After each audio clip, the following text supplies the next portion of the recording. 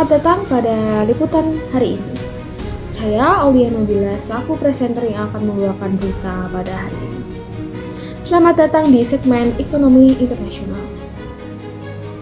Dunia keuangan global kembali bergerak dinamis. Beberapa negara kini mulai mengonversi utang luar negerinya dari dolar Amerika Serikat ke mata uang Tiongkok, yuan. Langkah ini menandai perubahan besar dalam sistem moneter dunia dan memperlihatkan bagaimana pengaruh ekonomi Tiongkok terus menguat. Selama puluhan tahun, dolar AS menjadi mata uang utama dalam perdagangan dan peminjaman global.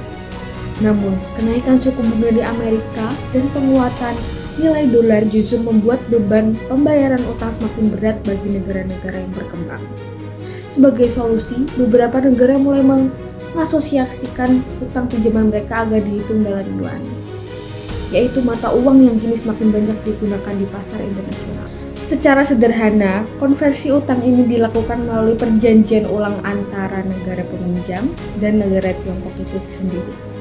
Nilai pokok, bunga, dan pembayaran disesuaikan, lalu dihitung dalam yuan bukan lagi dolar.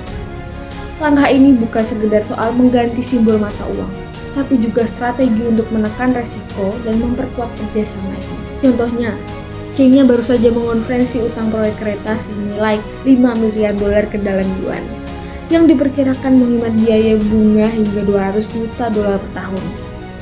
Ethiopia pun tengah bernegosiasi untuk menukar sebagian besar pinjaman luar negerinya dengan berdominasi yuan.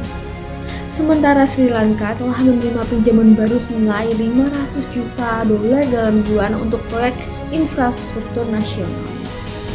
Dari sisi ekonomi, kebijakan ini dinilai positif. Negara pengutang bisa menekan beban pembayaran, menjaga cadangan devisa, dan menyesuaikan utang dengan mata uang mitra dagang utamanya, yaitu Tiongkok. Selain itu, langkah ini juga bagian dari strategi diversifikasi mata uang global, atau yang sering disebut de-dolarisasi.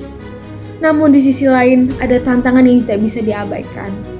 Nilai tukar yuan masih dikontrol ketat oleh pemerintah Tiongkok, dan sebagian negara harus menyesuaikan sistem keuangannya agar stabil terhadap fluktuasi nilai tersebut.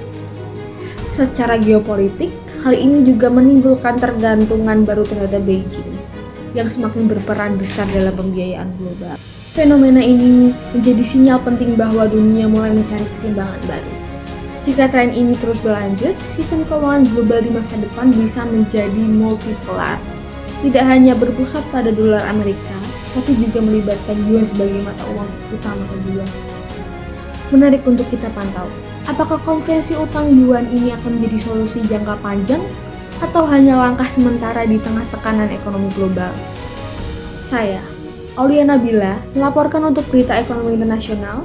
Sampai jumpa di edisi berikutnya.